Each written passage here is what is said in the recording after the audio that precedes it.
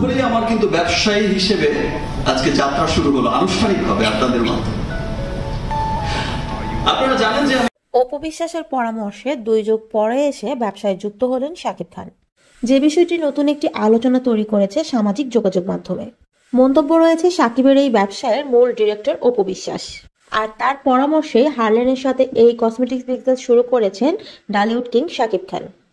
টানা 2 যুগ ধরে ডালিউড শাসনকারী অভিনেতা শাকিব খান হঠাৎ করেই ব্যবসায়িক হিসেবে নিজের নাম লিখিয়েছেন, যে বিষয়টি ভক্তদের জন্য চরম একটা সারপ্রাইজ। তবে নতুন ব্যবসায় পা দিয়ে যতটা না আলোচিত তার চাইতেও বেশি আলোচনায় এসেছেন অপু বিশ্বাসকে নিয়ে। কেননা যেই বিখ্যাত হার্লেনের কসমেটিক্সের ব্যবসা শুরু করতে যাচ্ছেন শাকিব খান, সেই কসমেটিক্সের দোকানও কিন্তু অপু বিশ্বাস দিয়েছেন মাত্র কিছুদিন আগে। এমনকি পার্লার উদ্বোধনের দিনও জানিয়েছেন এই কাজের পেছনে শাকিবেরও হাত রয়েছে।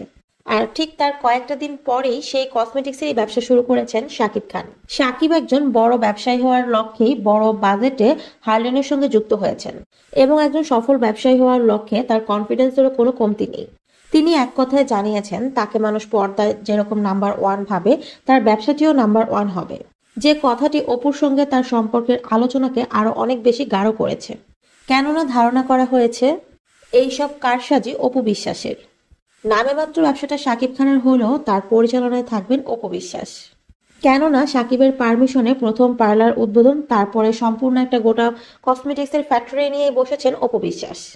এদিকে শাকিবের এই নতুন ব্যবসায় মডেল হওয়ার আলোচনাও এসেছেন অপু বিশ্বাস। তার কারণ হচ্ছে পার্লার উদ্বোধনের দিন মডেল হওয়ার কাজটি অপু বিশ্বাস নিজেকে দিয়েই খুব সহজে সারিয়ে নিয়েছেন, যে কারণে একটা আলোচনা চলছে যেখানে নায়িকা নিজেই এত বড় মাপের একটা মডেল, সেখানে শাকিব খানের নতুন করে আর কোনো মডেল খুঁজতে হবে না। এই কাজের জন্য তাদের স্বামী স্ত্রীর উপরে জনপ্রিয় ঢাকাই চলচ্চিত্রে আর কেউ নেই।